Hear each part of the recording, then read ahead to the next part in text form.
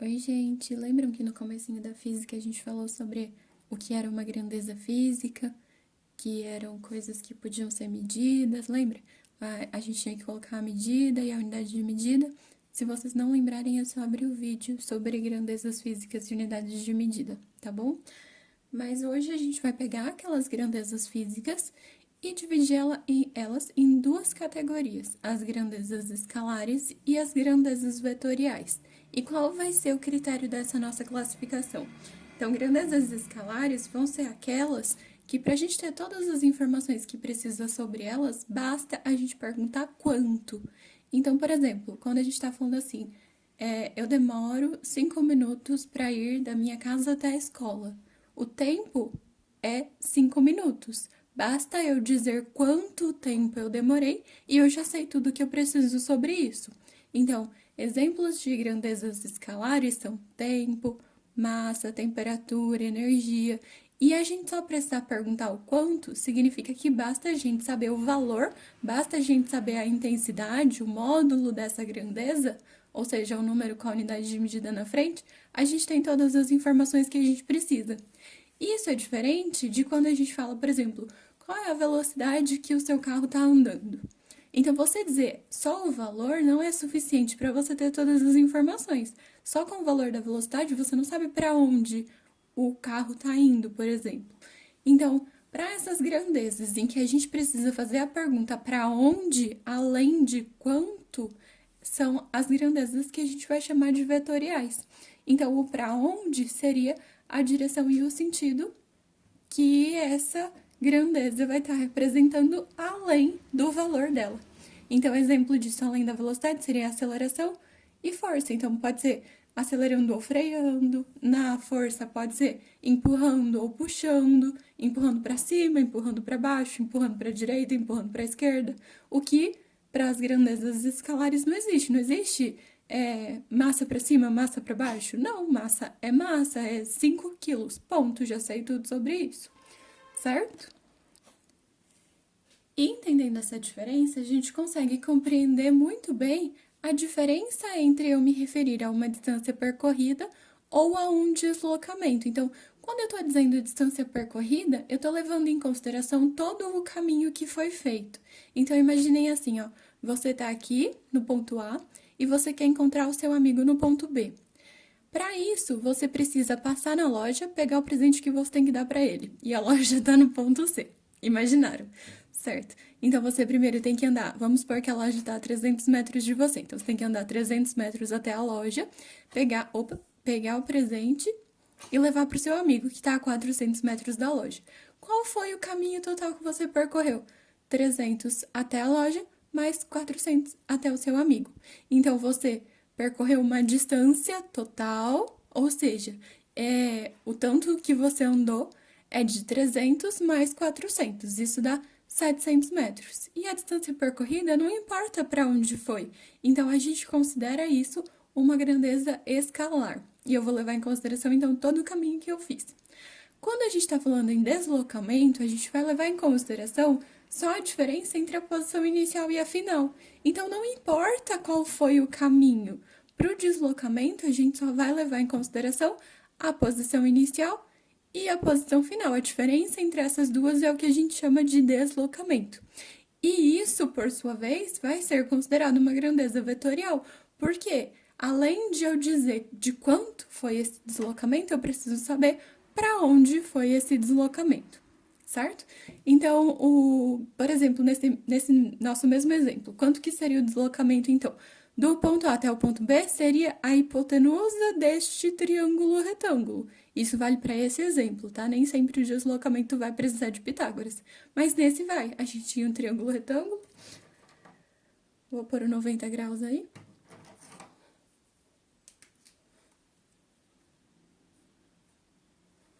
Certo? Aí aqui tinha 300 e 400, então eu poderia fazer d ao quadrado igual a 300 ao quadrado mais 400 ao quadrado, e aí resolver fazendo as continhas, e vocês chegariam exatamente na mesma resposta, de lembrar que isso é um triângulo especial, a gente chama de triângulo pitagórico, do tipo 3, 4, 5, só que multiplicados por 100. Então, 300, 400, a hipotenusa é 500, certo? Só que como o deslocamento é uma grandeza vetorial, não basta eu dizer que ele vale 500. Eu tenho que dizer a direção e o sentido. Então, nesse caso, a direção é da reta AB e o sentido é de onde para onde. Então, de A para B. A gente já vai entender isso melhor. Então, afinal, o que é um vetor? Como a gente vai colocar ele nos nossos exercícios, nos nossos problemas? Então, basicamente, um vetor vai ser uma representação gráfica daquela grandeza vetorial. Isso a gente vai fazer no formato de uma seta. Então, o tamanho da seta vai definir para a gente o valor. Então, quanto maior for a seta que a gente faz, significa que o valor desse vetor é maior. Então, o valor a gente vai chamar de módulo ou intensidade, que é quanto vale aquela grandeza, certo? A direção e o sentido, a gente pode pensar o seguinte: o sentido é para onde a seta está apontando. E a gente sabe que toda reta, então, esse pontilhadinho que eu fiz aqui em preto, eu chamei de direção porque ele é a reta que está contendo esse vetor. E a cada direção podem corresponder dois sentidos diferentes. Então, essa daqui a gente pode dizer que tem a direção horizontal e ela poderia ter o sentido para a direita ou para a esquerda. No caso desse vetor que eu fiz em rosa, o sentido dele é para a direita, certo? Então, um vetor, eu vou estar representando em uma única setinha essas três informações, o módulo, a direção e o sentido. E aí, se eu quiser falar só do módulo, então eu posso dizer módulo do vetor, usando as barrinhas, né, de módulo, ou eu posso simplesmente tirar a setinha de cima. Isso também significa que eu estou falando sobre o módulo de alguma coisa que, na verdade, não é vetorial. Então, lembram lá daquele primeiro, da nossa primeira folha? Essa aqui, ó. A gente pode ver que as grandezas que eram vetoriais eu representei todas com uma setinha em cima. Isso significa que essas grandezas são vetores. E as que não eram vetoriais eu não coloquei setinha em cima. Então a ideia é essa: quando a gente põe a setinha em cima, a gente está se referindo a um vetor. Então, quando eu vou igualar V1 igual a V2 usando a setinha em cima, eu estou dizendo que os vetores são iguais. Isso significa que eles têm todas as características iguais: módulo, direção e sentido, ou seja, os dois têm o mesmo valor e apontam para o mesmo lado, certo? Agora, se eu quiser dizer que eles só têm o mesmo valor, mas eles não sei nenhuma relação sobre a direção e o sentido deles, ou não têm iguais, ou eu não sei. Então, eu não posso dizer que eles são iguais com a setinha em cima, porque ali eu estaria igualando tudo. Mas eu posso dizer que os módulos é que são iguais, então eu não ponho a setinha em cima. Aí eu estou dizendo que eles têm o mesmo módulo, mas eu não estou falando nada sobre a direção e o sentido, certo? Então, por essa mesma razão, é errado a gente dizer, por exemplo, D com setinha em cima, eu estou dizendo o vetor, sei lá, deslocamento, é igual a 10 centímetros, porque está faltando informação. Quando eu coloco a setinha em cima, eu estou dizendo sobre o módulo, sobre a direção e sobre o sentido. Então, eu teria que fazer igual a gente fez naquele segundo papel. Aqui, falando módulo, direção e sentido. Aqui estaria certo. Aqui, eu só estou falando do módulo, então o jeito certo de dizer isso seria sem a setinha em cima ou com as barrinhas do módulo, ok? E é importante também a gente saber fazer contas com esses vetores. Só que as operações com vetores não são tão simples como eram as operações com as grandezas escalares, ou seja, só com números normais. Porque nos vetores a gente vai precisar levar em consideração a direção e o sentido. Então, somar vetores nem sempre vai ser somar o valor dos vetores. Depende da direção e do sentido de cada um deles. Então, vamos entender melhor isso. Vamos começar pelo produto. Toda vez que a gente está pegando um vetor, por exemplo, esse vetor V, eu usei o papel quadriculado para poder representar para vocês os módulos, respeitando bonitinho uma certa medida. Então, vamos supor que cada quadradinho do meu papel quadriculado tenha o valor de uma unidade. Sei lá eu qual unidade é, depende do exercício, vai mandar uma unidade específica. Aqui a gente vai usar uma unidade qualquer. Então, o vetor original, aqui o meu laranjinha, tinha 4 quadradinhos.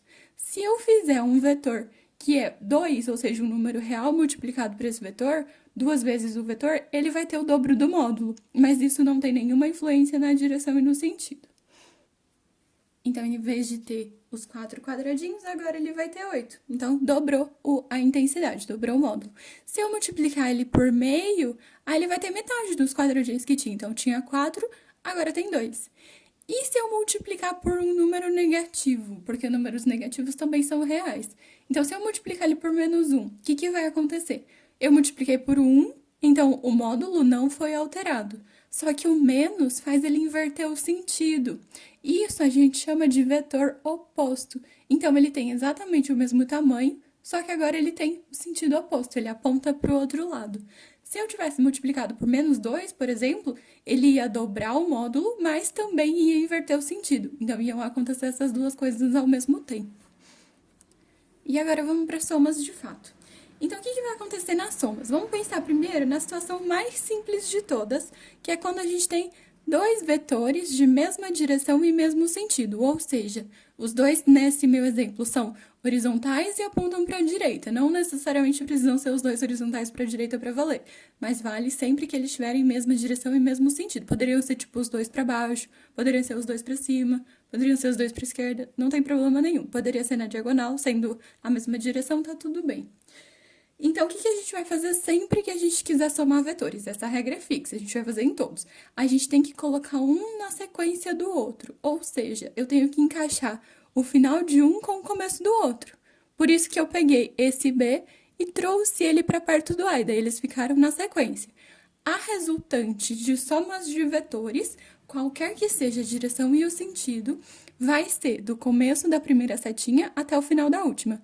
Nessa situação específica em que a gente tem vetores na mesma direção e no mesmo sentido, é bem fácil, porque elas encaixam certinho uma na outra e continuam na mesma direção e no mesmo sentido.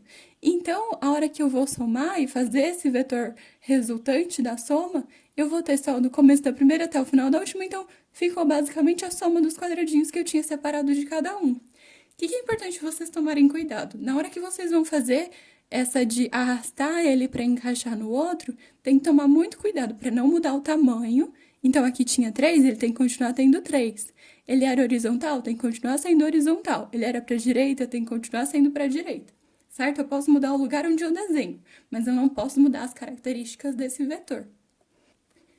E nessa situação especial em que eles tinham a mesma direção e o mesmo sentido, então basta a gente somar os módulos deles separados, que a gente vai ter o módulo do resultante. Então, o A tinha 2 quadradinhos, o B tinha 3, o nosso vetor resultante dessa soma vai ter 5, que é o que eu fiz em verdinho aqui, certo?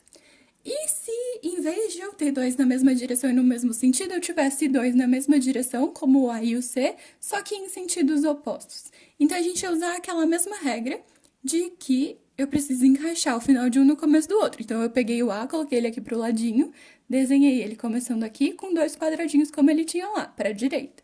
Aí, no final dele, eu comecei a desenhar o C. Então, eu peguei ele e arrastei ele aqui atrás.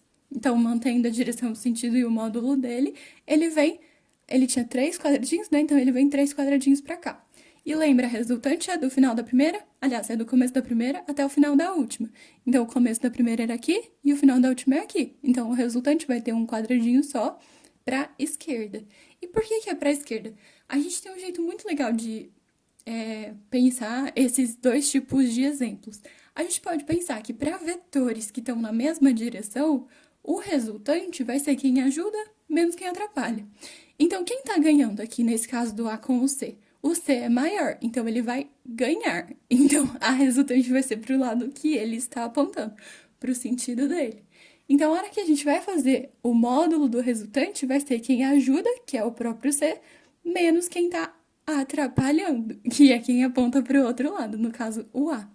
Certo? Essas somas não necessariamente são só com 2 vetores, pode ter 10. Vocês vão usar o mesmo raciocínio sempre.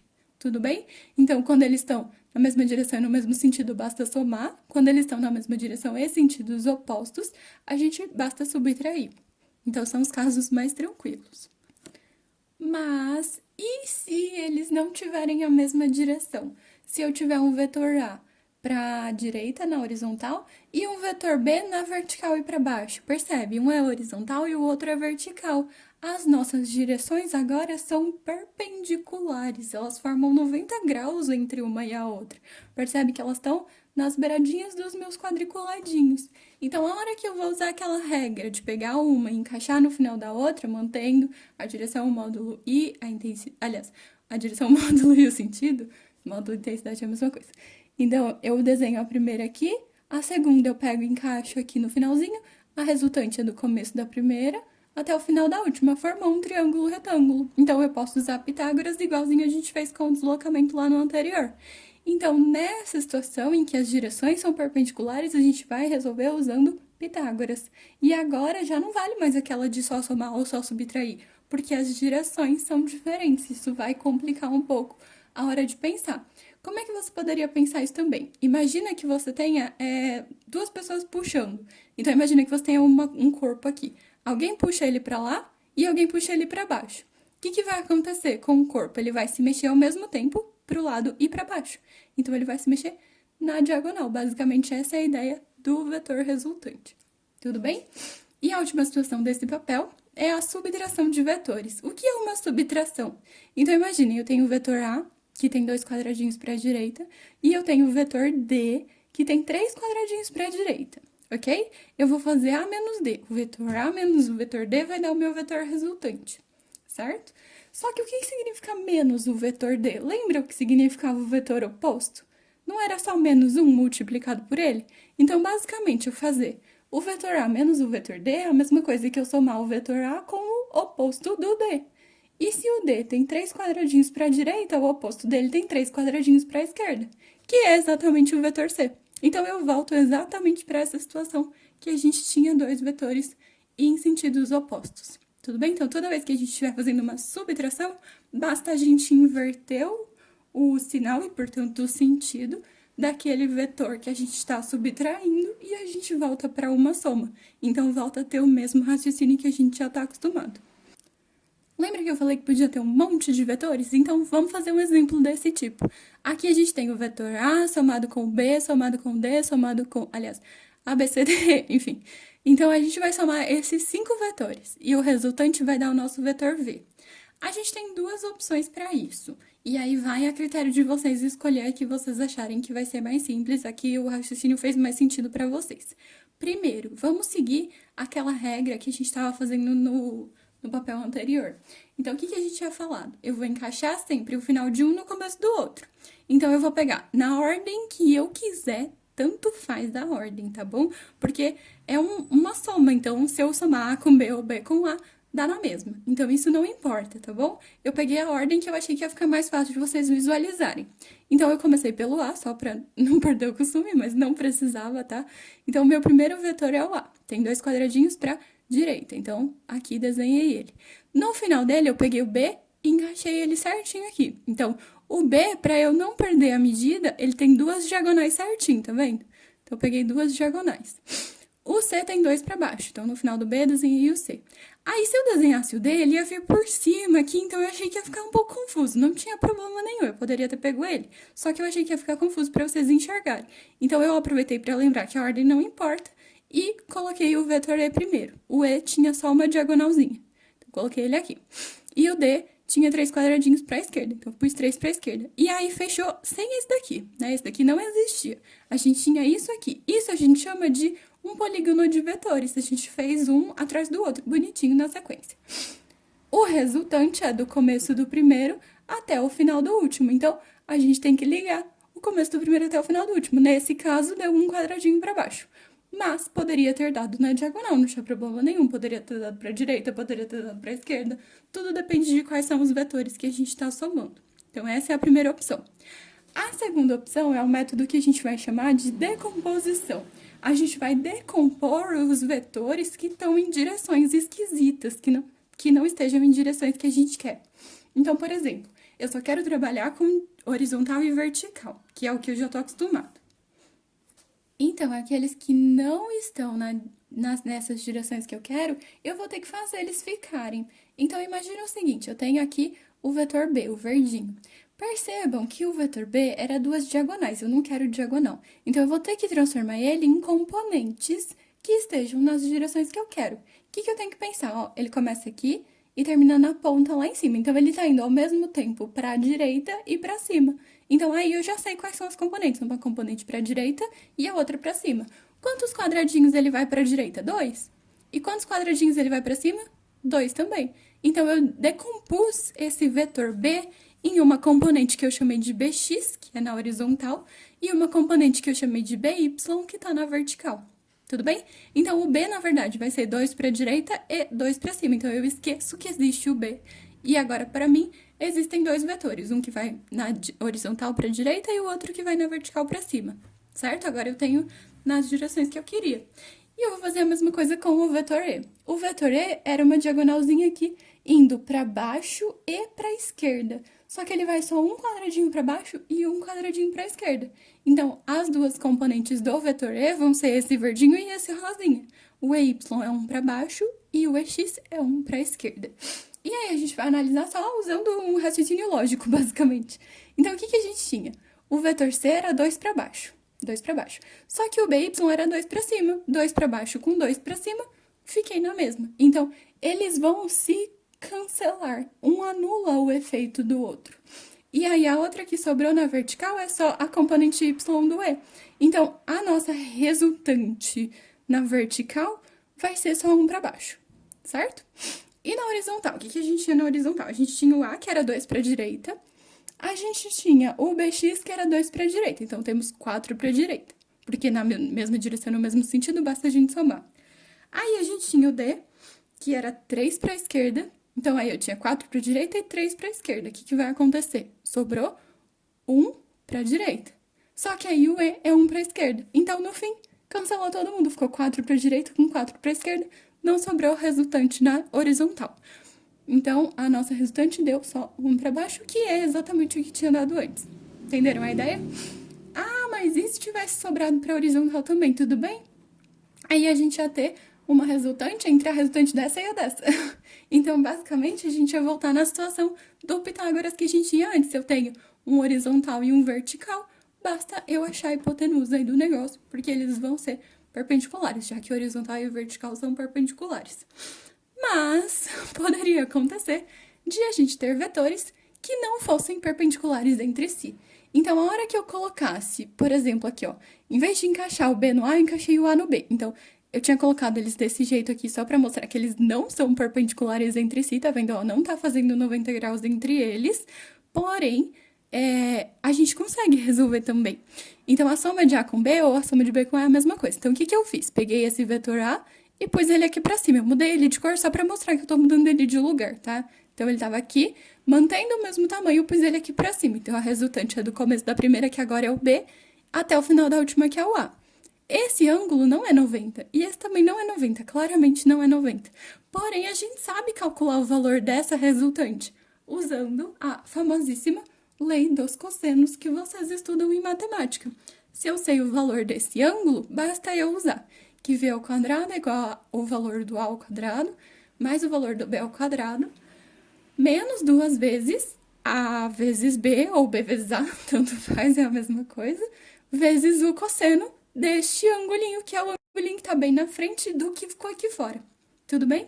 Então, isso é o que diz a lei dos cossenos e é o que vocês usam para esse tipo de situação. E a última coisa que vocês precisam saber sobre vetores, para vocês saberem absolutamente tudo que vocês precisam para usar aqui nos nossos exercícios de física, é: e se eu precisar decompor um vetor que não está na malha quadriculada? Eu usei o quadriculado aqui só para ficar mais fácil para vocês enxergarem, mas isso pode acontecer em uma folha de sulfite normal. E aí eu não vou conseguir contar, falar, olha, tem 4 quadradinhos para o lado e 3 para cima. Eu não vou conseguir fazer isso se eu não tiver quadriculado. Então eu preciso de outra técnica para conseguir descobrir o valor dessas componentes. E qual é essa técnica? Trigonometria. O que a gente vai ter que pensar, então? Imagina o seguinte, imagina que eu tenho uma parede aqui. Eu quero decompor ele em componente vertical, seria essa parede aqui, e horizontal seria essa parede aqui. Qual é a ideia de achar as componentes ortogonais? É como se eu pegasse uma lanterna e iluminasse aqui, a luz ia acertar o vetor, e o vetor é como se fosse um pedaço de madeira, então ia formar uma certa sombra ali na parede. A sombra que ele forma na parede daqui é a componente x desse vetor. E a mesma coisa vale para o outro. Então, imagina que eu peguei essa mesma lanterna, pus ela do lado de cá, e aí ele vai fazer uma sombra nessa parede. A sombra que ele fez aqui é a componente y. Então, percebam, isso daqui vai ter sempre a mesma altura, aqui os dois vão estar chegando no mesmo lugar, e isso daqui também vai estar chegando no mesmo lugar. Então, se a gente pegar isso daqui e arrastar aqui pro lado, igual eu fiz no triangulinho preto, a gente vai ter um triângulo retângulo, porque eu estou decompondo ele em componentes ortogonais, ou seja, componentes que são perpendiculares entre si, como é o caso de horizontal e vertical. Se a gente tem um triângulo retângulo, e se a gente conhecer o valor desse ângulo θ, que é o ângulo que o vetor está fazendo com a horizontal, por exemplo, nessa situação, eu vou descobrir qual é a relação entre as componentes e o vetor em si. Como? Eu posso usar Pitágoras, já que esse é um triângulo retângulo, ou eu posso usar relações trigonométricas do tipo seno, cosseno, tangente. A tangente até que não é tão útil, porque vai ser Vx com Vy. E normalmente a gente não sabe nenhum dos dois. Exceto se vocês souberem, aí tudo bem, vocês podem usar a tangente. Mas normalmente o que o exercício passa pra gente é o valor do vetor e o valor do θ. Então, pra gente descobrir o Vy, a gente pode usar o seno de θ. Seno é cateto oposto sobre hipotenusa, então Vy sobre V. Se eu multiplicar em x, o Vy é V seno θ. E aí eu consigo descobrir o valor dele, se eu souber o V e o θ. O valor do seno, vocês sabem lá daquela tabelinha de matemática.